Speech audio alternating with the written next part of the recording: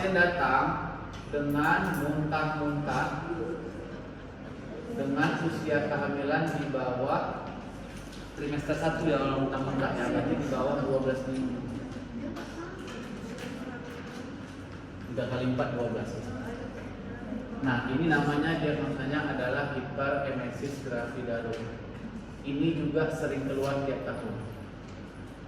Hiperemesis gravidarum, anemia besi, partus normal, apa lagi?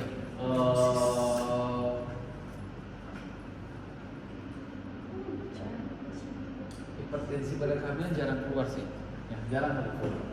Partus lama bisa.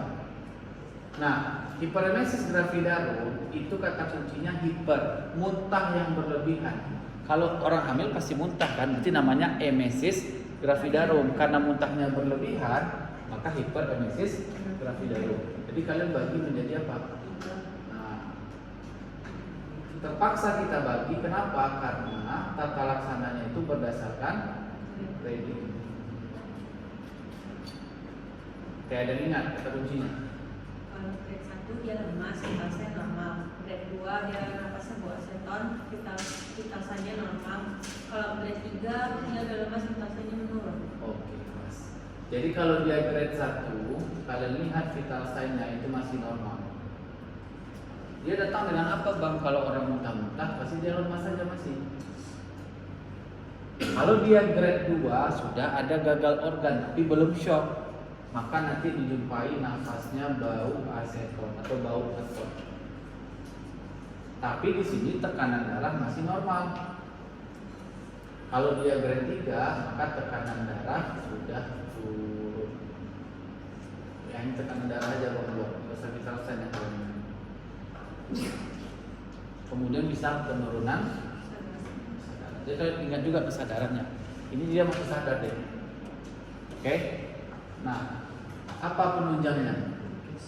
Minta darah rutin, minta kalau dia 12 minggu berarti boleh kalian cek plano, boleh kalian cek USG karena dia muntah, boleh kalian cek elektro.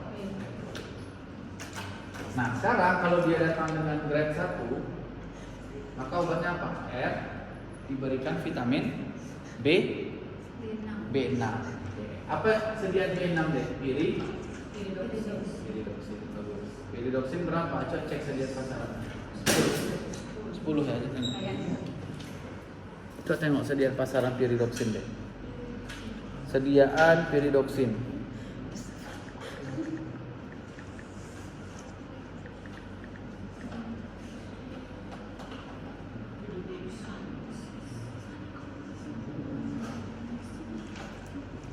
Iya 10 ya. 10 miligram diberikan 3 kali sehari.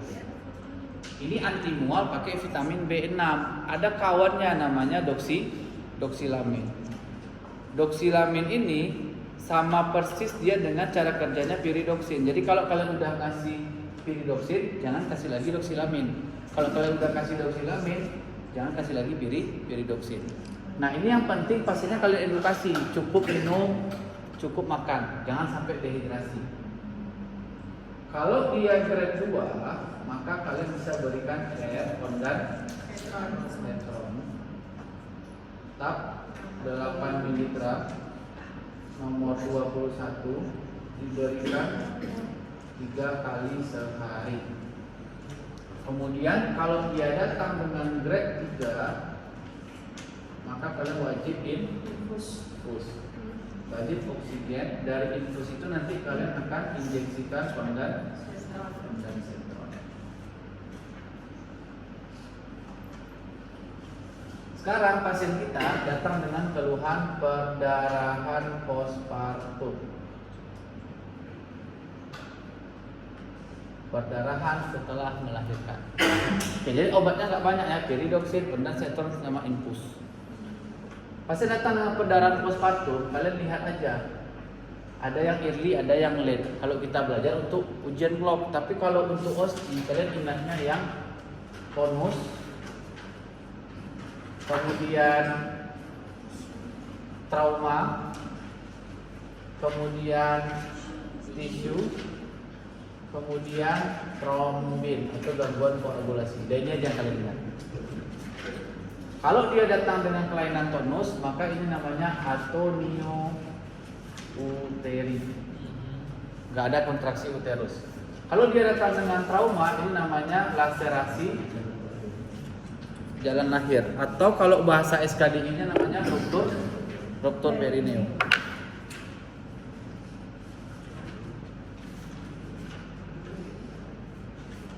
Kalau dia tisu berarti namanya retensio placenta. Ini yang obatnya paling banyak deh. Ini banyak hafalan ya. Kalau trombin ya gangguan koagulasi. Kayaknya kalau ini nggak bakal keluar karena ini masuk ke blok hematum. Nah, atonio uteri kata kuncinya apa bang? Kontraksi tidak ada atau tidak kuat. Kemudian waktu kalian raba uterusnya teraba lembek. Kalau dia trauma atau ruptur perineum, maka atau bang sini dulu lah biar gampang. Nanti cara mudah ingatnya kalau dia retensio placenta, placenta itu tidak lahir lebih dari 30 menit. Nah, kalau abang waktu ujian simpelnya gini. Uterusnya aman, berkontraksi kuat. Kan kita periksa atas dulu tuh kan, Leopold kan. Bukan Leopold. Karena kan ini udah nggak ada lagi postpartum. Jadi kita periksa atas, uterusnya aman, ada kontraksi. Kemudian abang tanya plasentanya tadi lahir atau enggak, lahir. Kalau seandainya itu udah tersingkirkan, baru abang berpikir ke ruptur perineum. Jadi pertanyaan pertama abang kalau pasien datang dengan perdarahan postpartum adalah ini sama ini dulu. Karena ini yang paling pertama kita periksa, atau ini bisa kita tanya aja, ya kan? Nah, kalau plasentanya belum lahir, retensio placenta. Kalau pas kita periksa kontraksi uterusnya tidak ada, berarti atonio uteri. Nah, kalau dia datang dengan ruptur perineum, maka nanti akan tampak laserasi atau luka di jalan lahir. Oke, bang ini ada gradingnya bang, betul ya? Ada ruptur 1, 2, 3A, 3B, 3C sama 4. Yang akan keluar di OSCE itu grade 1 dan grade 2. Kalau grade 3 itu kan udah sampai sphincter ani eksterna sama interna. Maka kalau dia grade 1 yang kena itu adalah kulit perineum. Kalau dia grade 2 udah kena apa? Mukosa vagina. Betul nggak? Perineum, vagina kan ke dalam lagi. Kalau 3 udah kena sphincter ani, ada yang interna, ada yang eksterna. Sekarang kalau ini yang terjadi, maka tata laksananya pasang infus, berikan oksigen, kemudian jahit situasional. Mungkin nggak manikin yang keras itu kalian jahit kira-kira? Nggak mungkin. Jadi nggak mungkin ini keluar. Tapi jaga-jaga kalau memang seandainya keluar, mana tahu kalian suruh menjahit di situ. Kalau dia datang dengan atonio uteri, maka tata laksananya pertama hanya agak panjang deh. Ini urutannya harus pas. Pertama, pasang infus, berikan oksigen. Setelah itu kalian nggak ada kontraksi nih, baru kalian lakukan massage uterus, sama kalian rangsang puting susu ibunya.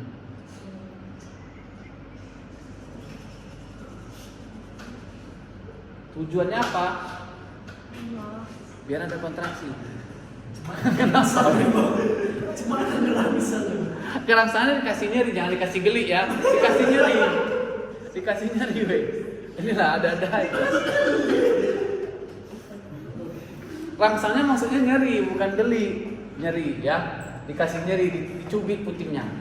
Dicubit putingnya, kemudian dilakukan massage pada uterus. Oke. Kayak mana massage uterus? Ada yang tahu massage uterus kayak mana? Ya udah, massage biasa, misalnya ini uterus kan. Jadi kalian fokus di bagian fundus sama bagian bawah. Jadi kalian gini-ginikan aja. Terus ditekan. Nah, seandainya ini tidak bisa, atau kalau di rumah sakit biasanya sambil kita massage uterus, sambil kita rangsang puting ibunya, kita bisa berikan oksigen. 20 sampai 40 international unit dalam 1 liter NaCl. Biasanya sampai sini itu udah oke. Ini penyebab kematian terbanyak daripada ibu ya. Abang udah berapa kali tengok Antonio Uteri itu ibunya meninggal. Banyak kali darahnya yang keluar. Jadi kontraksi uterusnya nggak ada. Nah, setelah oksitosin gagal juga, baru abang siap-siap untuk rujuk. Tapi sebelum rujuk itu ada 2. Abang harus kompresi bimanual. Bimanual itu ada interna, ada eksterna. Eksterna diajarkan ke keluarga waktu di ambulan. Kalau interna berarti satu tangan berada di masuk dulu ke vagina. Oke. Kemudian satu tangan berada di uterus di sini, di fundus. Fundus kan udah pindah ke bawah tuh. Ya udah pas sampai di dalam ubah tangan menjadi kepalan. Kemudian kalian hantam. Gini kan ya. Hantam dia. Jadi atas sama bawah. Itu namanya interna. Kalau eksterna berarti dari luar kan? Satu di sini, satu di sini. Ini diajarkan ke keluarga. Kalau dia datang dengan plasenta atau retensio plasenta, itu urutannya pasang infus,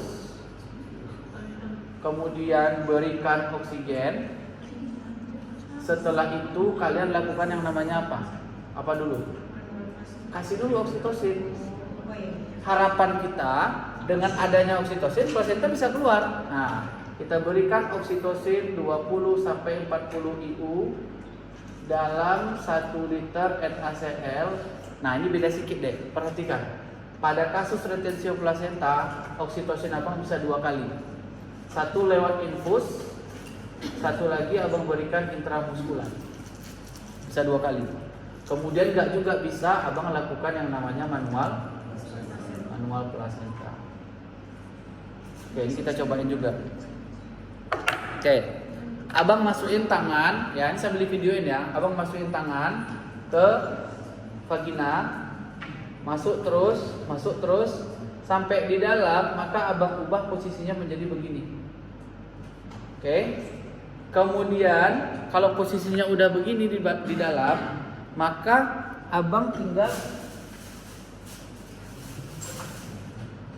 lakukan ambil plasentanya tadi begini.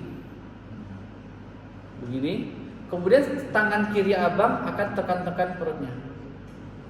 Oke, abang udah dapat plasentanya, kemudian abang lakukan penarikan begini, enggak, tapi pelan-pelan gini. Pelan-pelan sampai kotiledonnya keluar, baru plasentanya ikut keluar. Jadi masukin tangan sampai di dalam posisinya begini, di bawah begini. Satu tangan tarik urut dari arah fundus uteri, kemudian keluarkan dengan cara zigzag. Kadang dosennya nggak tahu posisi tangan kita di dalam, jadi kita harus bilang cara zigzag pelan-pelan sampai dia keluar. Itu namanya manual plasenta. Dah selesai, semuanya dirujuk. Apa pemeriksaan penunjang di sini? Plano masih ada? Nggak ada kan? USG masih ada? Nggak ada lagi.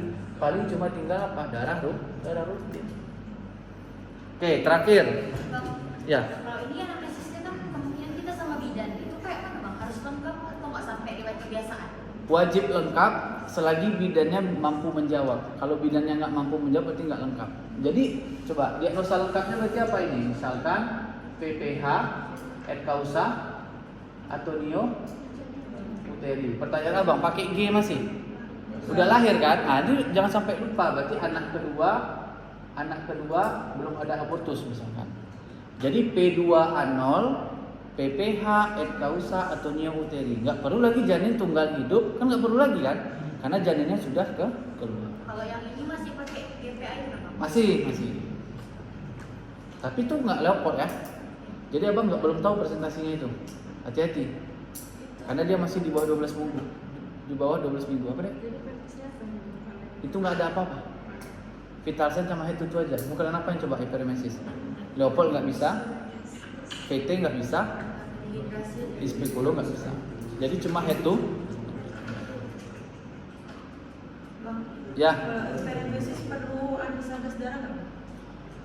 Elektrolit yang paling penting. AKDA juga bisa. Apa hasilnya nanti? Asidosis metabolik. Bisa sih. Kalau kalian mau nambahin.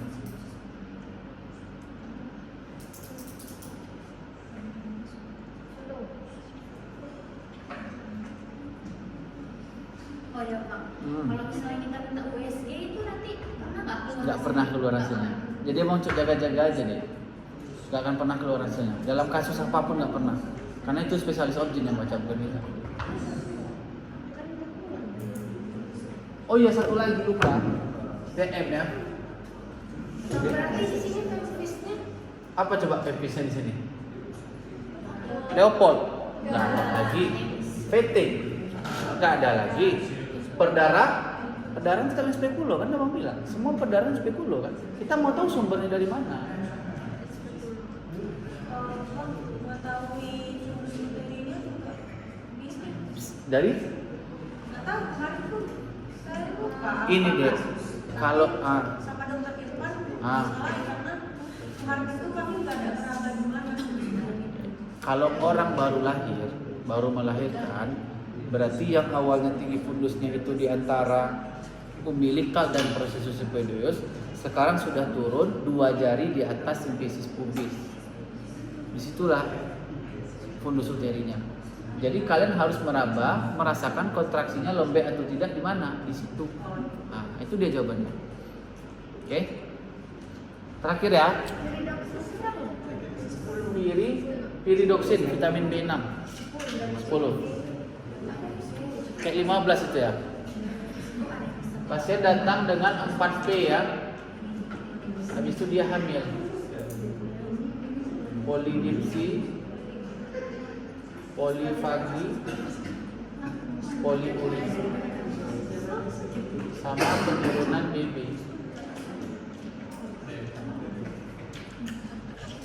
Oke, berarti ini arahnya ke DM gestasional. Nah, apa penunjangnya? Bang langsung penunjang di sini. Darah rutin, kemudian minta gula darah puasa masih di atas 140, minta TCGO itu pasti di atas 250. Tata laksana pasang infus, kemudian insulin. Itu rujuk. Oke, sekarang kita bahas tentang partus normal ya.